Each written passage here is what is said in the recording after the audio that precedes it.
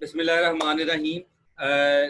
Hope so ये last class है, क्योंकि जो नेक्स्ट संडे है उस दिन 10 मुहर्रमुल हराम है, तो पूछना पड़ेगा। तो अदरवाइज आज की ये लास्ट क्लास इस सेमेस्टर की, इस सेशन की और आपकी डिग्री की स्टैड के हवाले से इस कोर्स की लास्ट क्लास। और मेरा ख्याल है बाकी भी क्लासेस हो गई हैं, तो यही आखिरी है। इसके बाद शायद ही आपकी वो क्लास है, क्योंकि राव साहब ने भी मेरा ख्याल आज पहले क्लास ले ली, उन्होंने रिक्वेस्ट की थी। तो hope for the best for your future. ठीक है, लास्ट टॉपिक स्टार्ट करते हैं।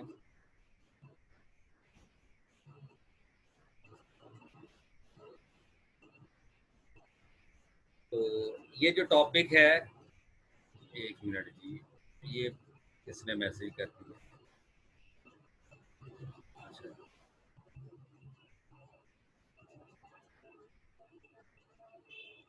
ये टॉपिक है हमारा काइस के test difference among more than two proportions. दो से ज्यादा प्रपोर्शंस के लिए कर ले।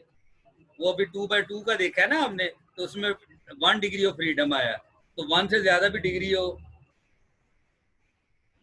यार रिवाइज भी करा लेते हैं थोड़ा सा, ये नबील कह रहा है कि रिवाइज करवा दें, रिवाइज भी करवा देते हैं। ये थोड़ा सा देख लें, ग्रुप में पूछ लें। मैंने तो पिछले 1 जून से यानी तकरीबन 2.5 माह हो गया है ये कहा हुआ कि जिसको भी कोई इशू है ग्रुप में पूछ ले। और आप पूछ लें, जो ग्रुप में पूछता है उनको मैं रिस्पॉन्ड करता हूँ, उनको बताता भी हूँ। तो ये थोड़ा सा कर लेंगे ये टॉपिक, थोड़ा सा ये डिग्री ऑफ फ्रीडम तो समझ लेना। ये जो कंटीजेंसी टेबल भूल गया है ना, ये तो ज़रा रिवाइज हो जाए ना एक दफ़ा ज़रा जहन नशीन हो जाए अच्छी तरह। कंटीजेंसी टेबल, एक तो टेबल का नाम आता है, आप स्टूडेंट लोग घबरा जाते हैं, पता नहीं अब क्या होने लगा है। भाई टेबल हर दफ़ा खतरनाक नहीं होता है, बेजरर सा होता है। ये तो वैसे एक डेफिनेशन थी कंटीजेंसी टेबल। वैसे अगर लफ्जी तर्जमा करें ना, तो वो बड़ा खतरनाक है इसका, कंटीजेंसी टेबल।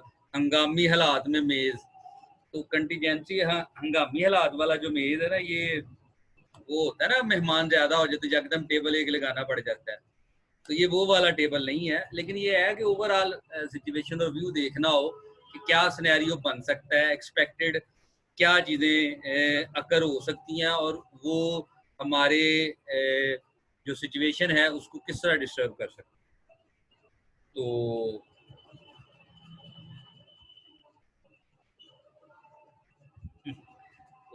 मेहमान लोग जी क्या करें, लोग कह रहे हैं जी हम मेहमान हैं।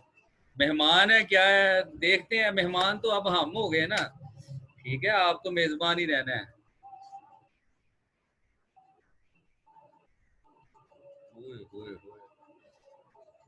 जज्बाती ना हो, लास्ट सेमेस्टर लास्ट क्लास, कोई नहीं, मौका देंगे हम इंशाल्लाह। जब एफ लगेंगे ना, तो फिर आपकी ये लास्ट क्लास नहीं रहेगी, सेकंड लास्ट हो जाएगी। बहरहाल ये थोड़ा सा कर लें, फिर उसके बाद देखते हैं। ये लिखा हुआ है, एक्सटेंड द काइस के test to the case with more than 2 independent population. 2 से ज्यादा पॉपुलेशन आ गई हैं। आज हमने एक पॉपुलेशन के लिए देखा, फिर 2 पॉपुलेशन के लिए पहले देखा था, उसको रिवाइज किया, और अब 2 से ज्यादा पॉपुलेशन हो जाए तो तब क्या करना है। और 2 से ज्यादा अगर वेरिएबल हो गए तो डिग्री ऑफ फ्रीडम बहुत खतरनाक हद तक बढ़ जाते हैं। खतरनाक से मुराद ये है कि 200-300। बहरहाल ये काम थोड़ा सादा ही रखेंगे हम। ये देखिएगा एच नॉट में क्या है कि 2 से ज्यादा पॉपुलेशन हैं, उनकी प्रपोर्शन हैं। तो सपोज सी पॉपुलेशन हैं, सी नंबर, सी कोई नंबर है, इंटीजर है, इंटीग्रल वैल्यू है, पॉजिटिव इंटीजर है। तो सी कोई नंबर है, तो सी तक डेफिनेट नंबर है, डेसिमल नहीं है जी। तो सी नंबर तक पॉपुलेशन है, तो इनकी प्रपोर्शन बराबर है। ये नल हाइपोथेसिस में आएगा। और निकल हुआ not all of the p j's are equal. तो पाई जेज को हमने जो है वो जे के हमने बता दिया कि 1 से लेके सी तक डिफरेंट नंबर्स हैं, वो बराबर नहीं है। तो नल हाइपोथेसिस बना के सारी पॉपुलेशंस की प्रपोर्शंस बराबर हैं, और दूसरा ये बना के बराबर नहीं है। यार मैसेज मैं पढ़ता हूँ, 1 मिनट। अच्छा, फार्मूला वही है, काई स्क्वायर टेस्ट का फार्मूला वही है।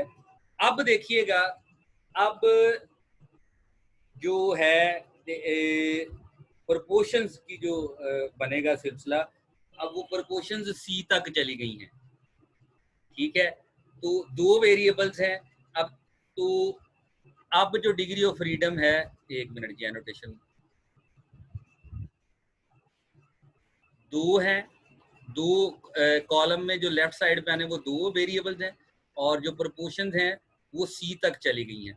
तो 2 क्रॉस सी का टेबल बनेगा, कंटीजेंसी टेबल 2 क्रॉस सी का बनेगा। तो डिग्री ऑफ फ्रीडम क्या बनेगा, 2 माइनस 1 इंटू सी माइनस 1। तो ये c minus 1 degree of freedom last वाली। तो फार्मूला वही है, डिग्री ऑफ फ्रीडम जो है। अब जो टेबल है वो 2/c का, ये देखिए ये लिखा भी हुआ है, क्योंकि तो यानी इधर से ऐसे बनेगा n1 n2 x1 कह लें x2, ठीक है, up to so on xc, ठीक है। ये इधर आ गया, और इधर आ जाएंगे 2 ही आएंगे, मेल फीमेल कर ले, या 2 जो भी 2 वेरिएबल्स रख रहे हैं जिनको चेक कर रहे हैं। तो ये हर पॉपुलेशन का डिफरेंट आ गया, ठीक है। तो ये हर पॉपुलेशन का डिफरेंट आ गया, एक x1 आ गया, एक x2, एक x3, और प्रोपोर्शन है तो π1 π2 π3 πc इस तरह चला जाएगा, ठीक है। और इधर वही है, यस और नो वाला हिसाब है, बाइनोमियल ही रखें, ज्यादा रखेंगे तो फिर वो 2 की जगह वो चेंज हो जाएगा, ठीक है। उसके लिए फिर टेस्ट भी ना, उसमें डिफिकल्टी आ जाती है, हम इसी डिफिकल्टी लेवल तक ही रहेंगे, इससे आगे नहीं जाएंगे, ठीक है। तो लिखा हुआ assumed each cell in contingency table has expected frequency of at least 1, frequency 1 से ज्यादा होनी चाहिए, हर डब्बे में कोई ना कोई एंट्री आनी चाहिए, अदरवाइज वो क्योंकि 1 से कम होगा तो वो गड़बड़ करेगा, टेस्ट की जो एक्यूरेसी है वो डिस्टर्ब हो जाएगी। यानी 1 से ज्यादा होना चाहिए, अगर 0 आ गया तो 0 किसी भी चीज से मल्टीप्लाई होगा और किसी भी चीज से डिवाइड होगा, 0 होगा तो उसका इम्पैक्ट ही नहीं आएगा। तो जिसका इम्पैक्ट ही नहीं आया तो उसकी वजह से हम डिग्री ऑफ फ्रीडम बढ़ा लें तो फायदा कोई नहीं है। तो इम्पैक्ट देखने के लिए हर प्रपोर्शन का उसकी जो फ्रीक्वेंसी है, यानी उसके टेबल में एटलीस्ट 1 आना चाहिए, क्योंकि जब उसको मल्टीप्लाई या स्क्वेयर करें तो वो गड़बड़ नहीं करे।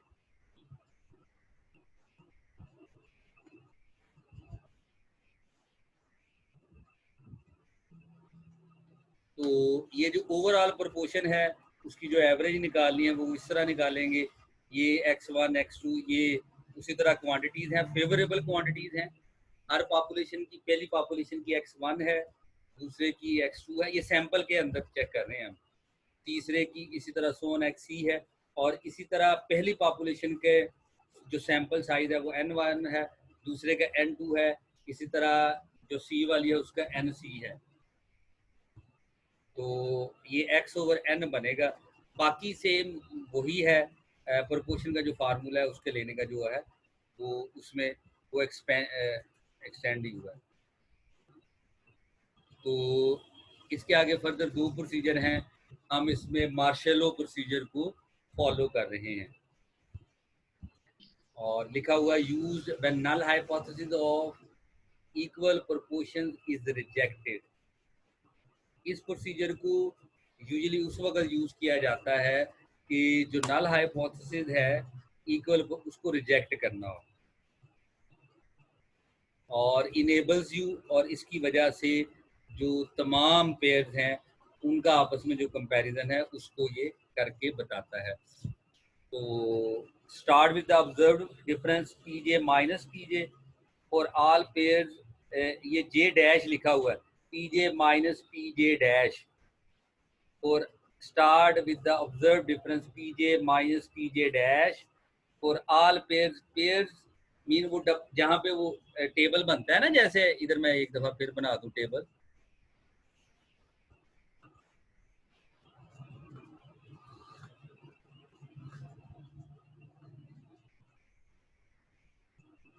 तो इधर ये देखिएगा x1 पाई1 पाई2 so on pi n, और इधर यस नो कर लें, यस नो, तो ये पेयर बन गया।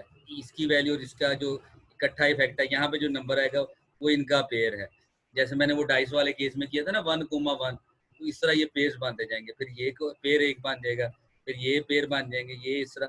तो वो जो पेयर्स बन रहे हैं कि यहाँ पर मतलब ये 2 है, इधर 1 लिखा हुआ है और इधर 2 लिखा हुआ है, तो 1 1 जो है अब वो सेम है, ठीक है। वो उस हवाले से वो कह रहा है कि नंबर से डिफरेंट है, तो उनका जो है प्रपोर्शन आप ले रहे हैं।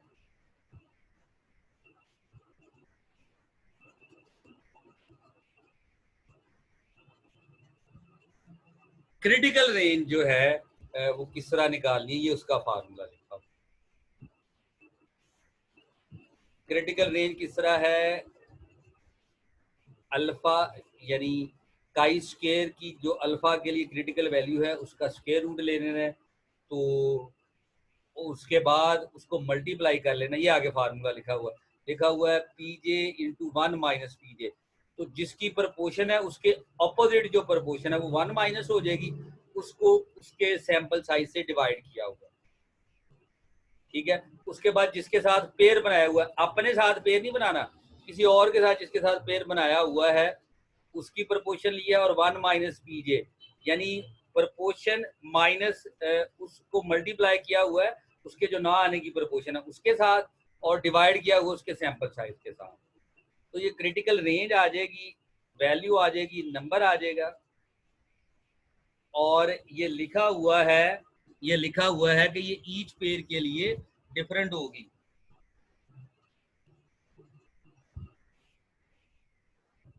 ठीक है, एक मिनट में ये डिवाइस कनेक्ट कर लूं, सिग्नल ना ड्रॉप हो जाए।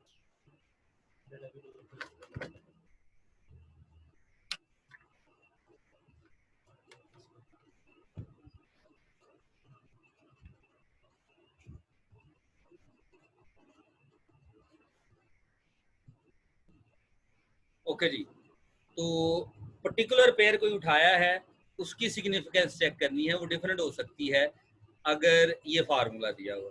ये जब एग्जाम्पल पे जाएंगे तो उस वक्त ज़्यादा अंदाज़ा हो सकेगा। ये हमारे पास एक एग्जाम्पल है, a university is thinking of switching to a trimester. एक सेमेस्टर होता है, एक ट्राइमेस्टर होता है। academic calendar, a random sample of 100 administrators, 50 students and 50 faculty members। अब वो राय ले रहे हैं और जिस तरह उसको वो स्विच करना चाह रहे हैं, तो एडमिनिस्ट्रेशन से पूछा कि सेमेस्टर स्विच कर दिया जाए, यानी साल में 2 सेमेस्टर होते हैं ना, तो 3 बना लिए जाए, सपोज इस तरह की राय एक आती है। तो उन्होंने एडमिनिस्ट्रेटर के 100 बंदे हैं उनसे राय ली है, 50 स्टूडेंट से राय ली है और 50 फैकल्टी मेंबर से राय ली है, ठीक है। अब ओपिनियन 2 तरह के होंगे, कुछ मानेंगे कुछ नहीं मानेंगे, तो जो मानेंगे वो फेवर में होंगे और जो अपोज करेंगे वो यानी जो इनकार करेंगे वो मुखालफत में होंगे। तो ये आपके सामने जो है एक टेबल बन गया, इसको कंटीजेंसी टेबल कह रहे हैं, ठीक है, इसको कंटीजेंसी टेबल कह रहे हैं।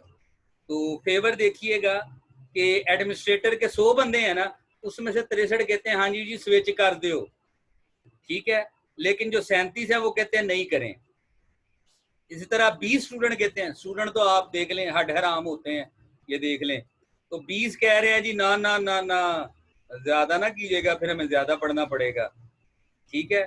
20 कह रहे हैं फेवर में है और 30 मुखालफत कर रहे हैं।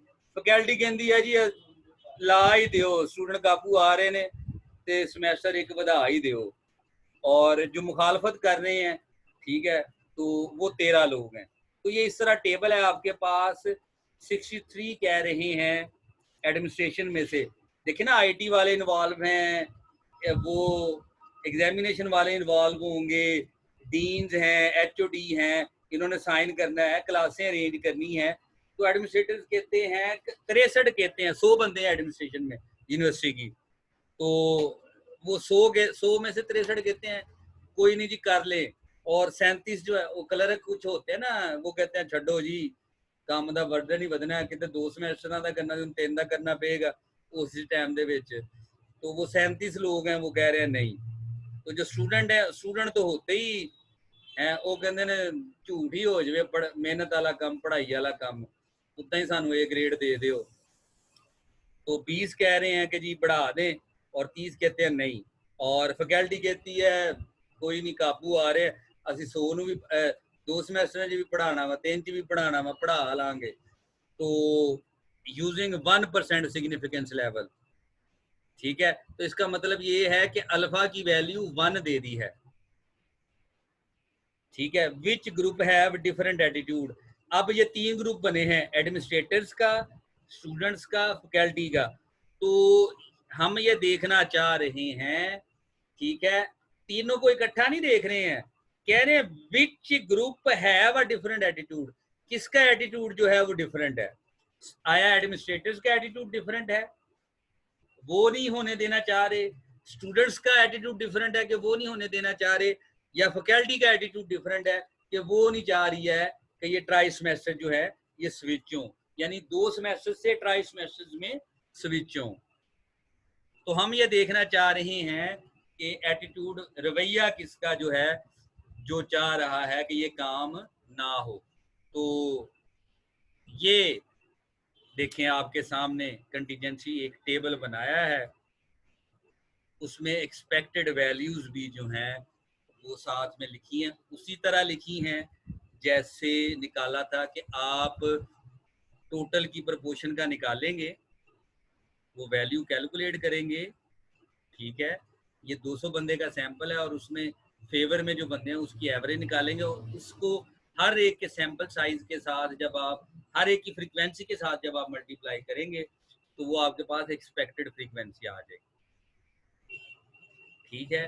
तो ये लिखा हुआ है, मैंने कहा था कि नल हाइपोथेसिस में सारा इक्वल आना है और अल्टरनेट में नॉट इक्वल आना है।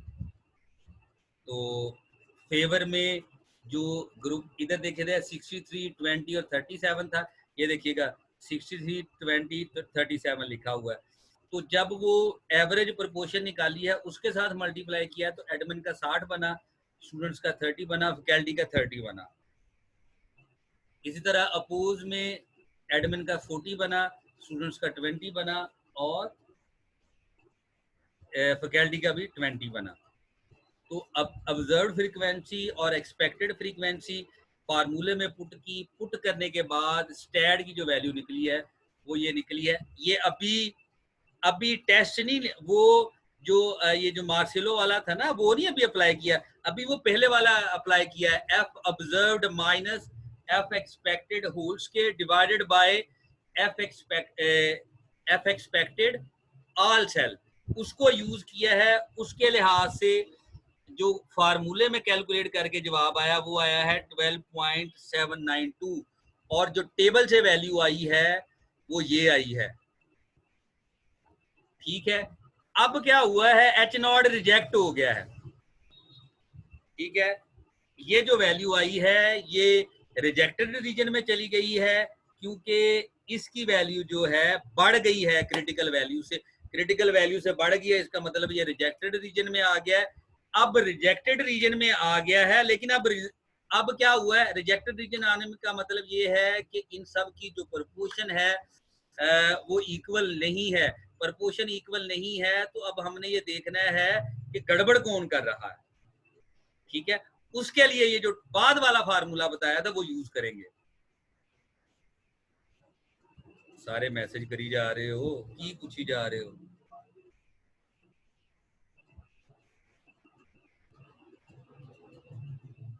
वाली फार्मूले में रख के वैल्यू हल कर दें। अल्लाह अकबर। सर जी उसमें वैल्यूज पुट करके हमें सोल्व करके बता देना थोड़ा सा। उन्हें तो टेबल भी नहीं है, मैं शौक पूरा करना ਤੁਹਾਡਾ भाई।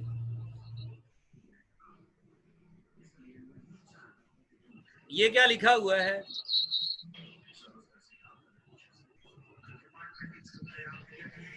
100 बोलो, बोल दे नहीं हुन।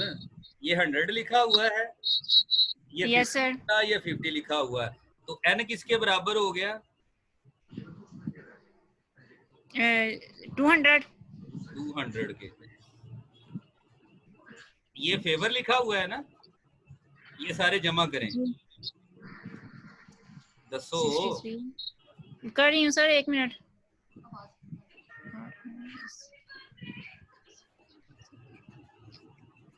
120। हाँ जी, 120 फेवर वाले सारे। हाँ जी, 120 डिवाइड बाय 200, क्या जवाब आया? सर करके बताती हूँ। जी जी करके बताएं, मैंने कब कहा ना करें। सर 0.6। 0.6, 6।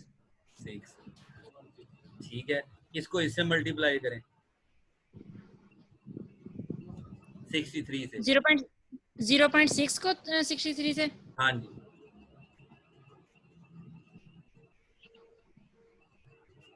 सर 0.009।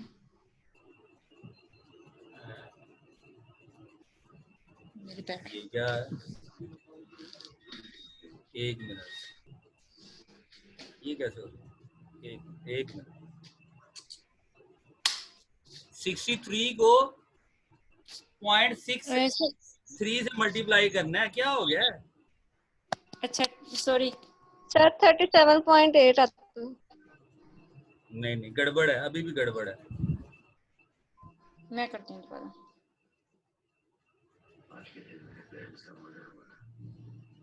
एक मिनट, सर 37.8 ही आ रहा है। मुझे टेबल देखने दें।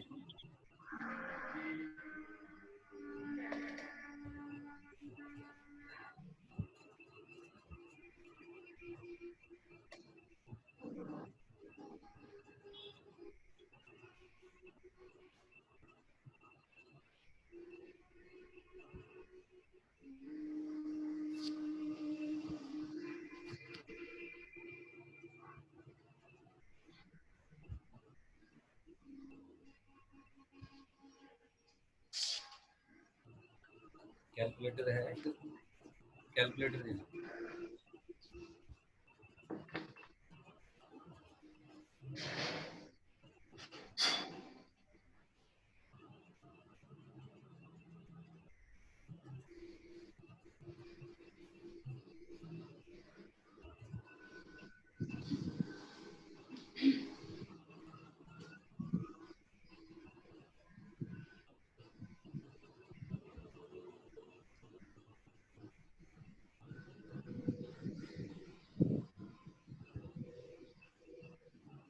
एक मिनट, एक मिनट, एक मिनट, एक मिनट।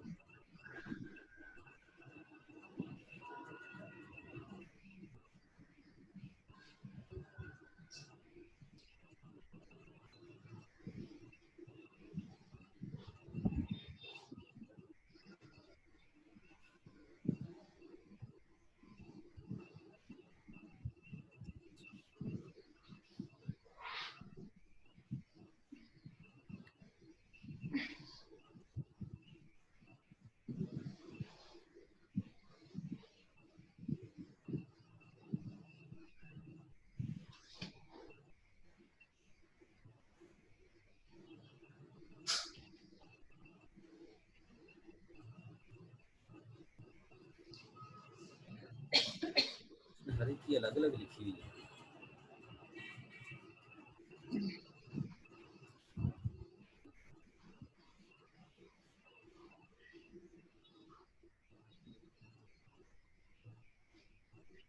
अच्छा एक मिनट, 37 + 30 + 13 को ऐड करें, क्या आता है जवाब?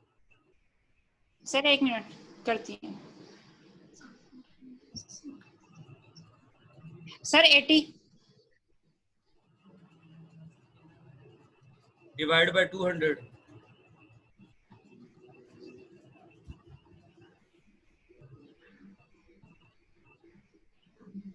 0.4 0.4। मल्टीप्लाई बाय 50, क्या है जवाब? ओके ओके, सर 20 आ रहा है।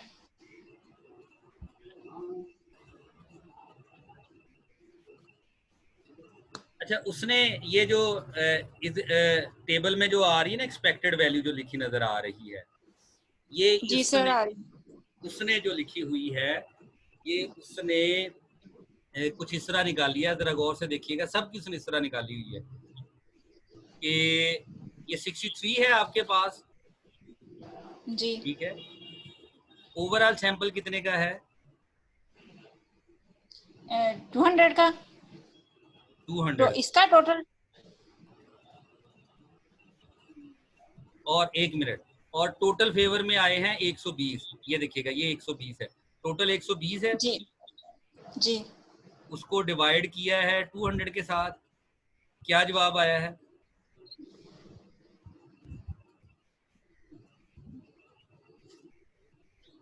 सर 0.6। हाँ जी, 0.6। 0.6। और इसको 0.6 को इनके सैंपल साइज के साथ मल्टीप्लाई किया है। मसलन एडमिन का जो सैंपल साइज था वो 100 था, तो जब 100 से मल्टीप्लाई किया तो 60 आया।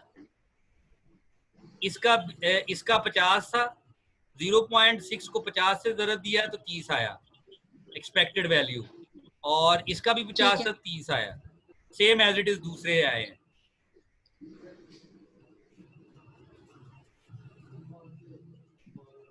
वो ये 60 इधर निकाल लिया उसने, तो वो माइनस करके 40 इधर लिखा, 30 आ गया इधर, तो माइनस करके 20 इधर लिखा हुआ है, 30 इधर आ गया तो माइनस करके 20 इधर लिखा हुआ है।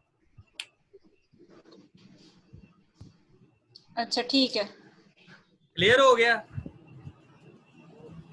60 में से कितने निकाले? 60 में से कितने निकाले? तो 48। 20 निकाले तो 20 कहाँ से आए? एक मिनट, ये देखिएगा 0.6 आया ना जी फेवर में।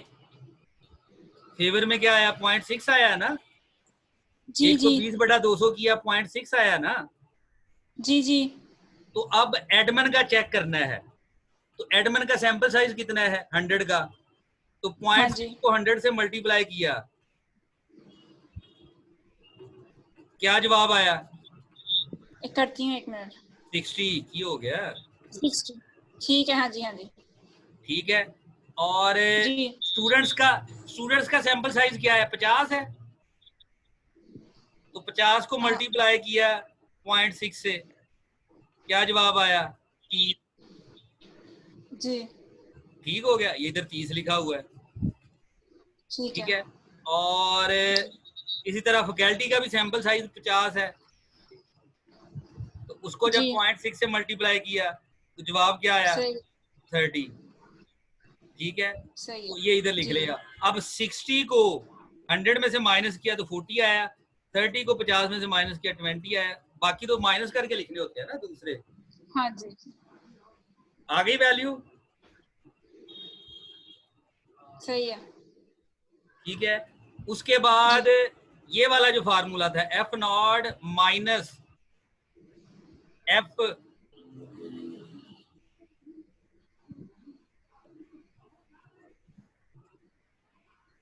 नॉट माइनस एफ ई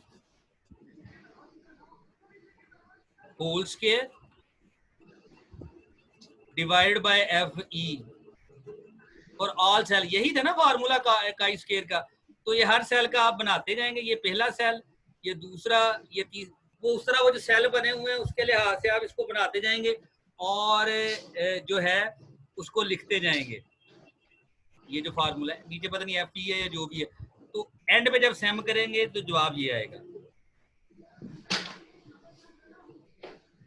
ठीक है। और 0.01 के लिए काई स्केयर की टेबल से डिग्री ऑफ फ्रीडम C-1 है, तो ये डिग्री ऑफ फ्रीडम कितने बने? 3-1 2 बने। तो 2 डिग्री ऑफ फ्रीडम के लिए 0.01 पे जो टेबल की वैल्यू है वो ये है 9.2103।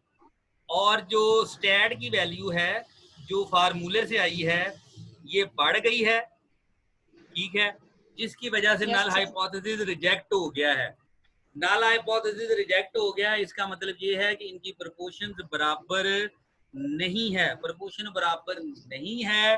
तो अब ये फैसला करना कि किसका एटीट्यूड डिफरेंट है, यानी किसकी मुख्तलिफ है, तीनों में से किसकी प्रोपोर्शन डिफरेंट है, ये चेक करने के लिए जो आज फार्मूला बताया है, जो फार्मूला बताया है ये वाला, एक मिनट,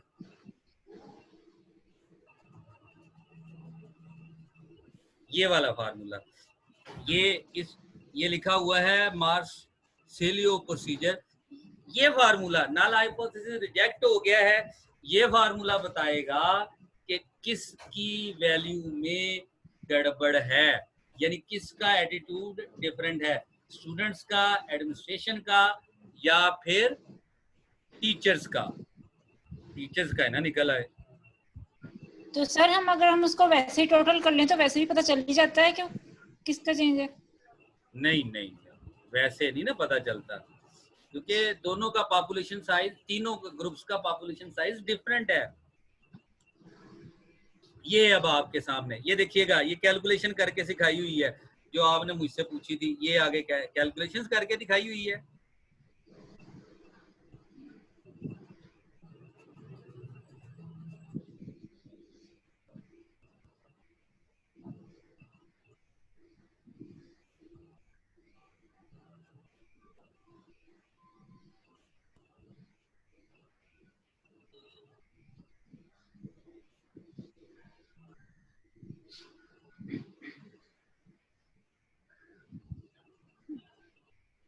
अच्छा, ये यहाँ पे ना उसने यहीं तक पे रुक गया है और उसने ना यहाँ पे डिसीजन दे दिया है कि जो है जो काई स्केयर है एक से ज्यादा वेरिएबल्स के लिए, वो कह रहा है कि इनका जो है जो प्रोपोर्शंस है वो डिफरेंट है, हर इनका एटीट्यूड सेम नहीं है।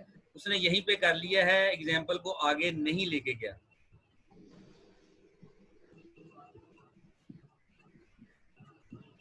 तो इस वजह से जो है उसको वो उसने जो है इसको उसने वहां पे रोक दिया है, आगे नहीं लिया। वो आगे फिर उसने वो एक और एग्जांपल ले गया है, उसके ऊपर चला जाएगा तो वो काम बढ़ जाएगा।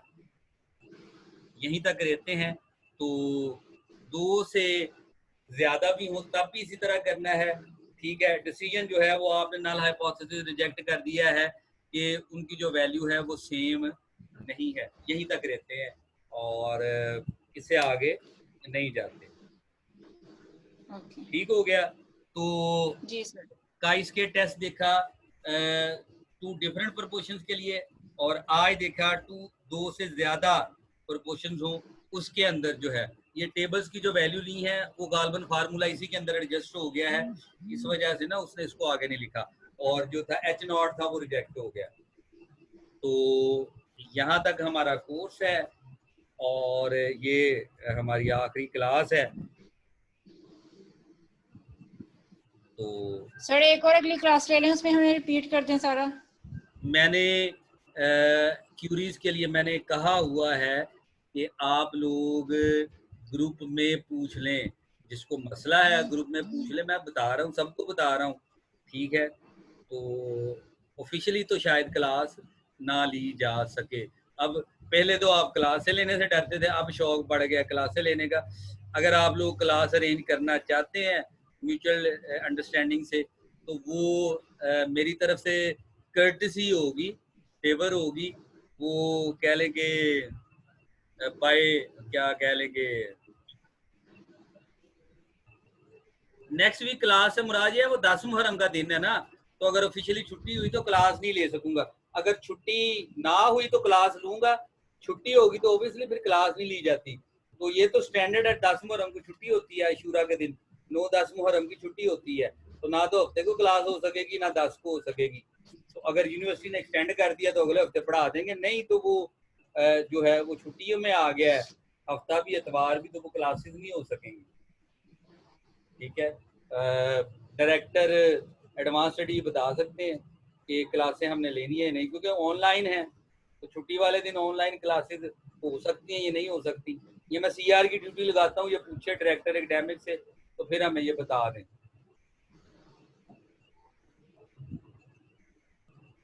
बाकी जो क्यूरीज हैं, ग्रुप ओपन है जी, हर वक्त ओपन है, तो आप पूछें तो इंशाल्लाह मैं हाजिर हूँ। या तो अभी तक किसी स्टूडेंट को ये शिकायत हो कि उसने सवाल पूछा और मैंने जवाब ना दिया हो, तो मैं हाजिर हूँ। बाकी वीडियोस अपलोड हो गई हैं, लिंक आपको आपके पोर्टल पे ये थोड़ी देर में अपलोड हो जाते हैं। आज हो जाएंगे लिंक्स ना, अपलोड हो जाएंगे। वीडियोस अपलोड हो गई हैं सारी। चलो ठीक है sir ji, thank you. Sir ji हाँ जी। हेलो। एक्सक्यूजेस जी के सर। जितने रास्ते थे सारे बंद हो गए हैं, ठीक है जी। तो जितने रास्ते सारे बंद हो गए हैं, तो इंशाल्लाह अब आप मेहनत करें, जब भी पेपर होंगे उनमें मुलाकात होगी इंशाल्लाह, ठीक है हेलो। जी जी।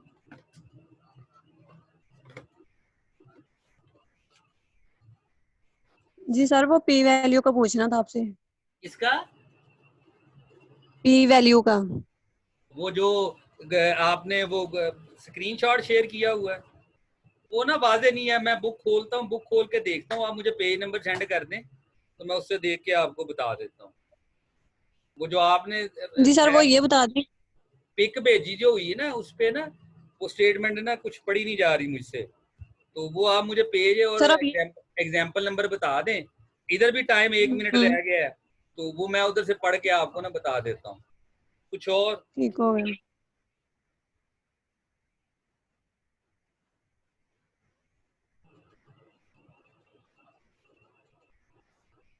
ओके जी, बेस्ट ऑफ लक।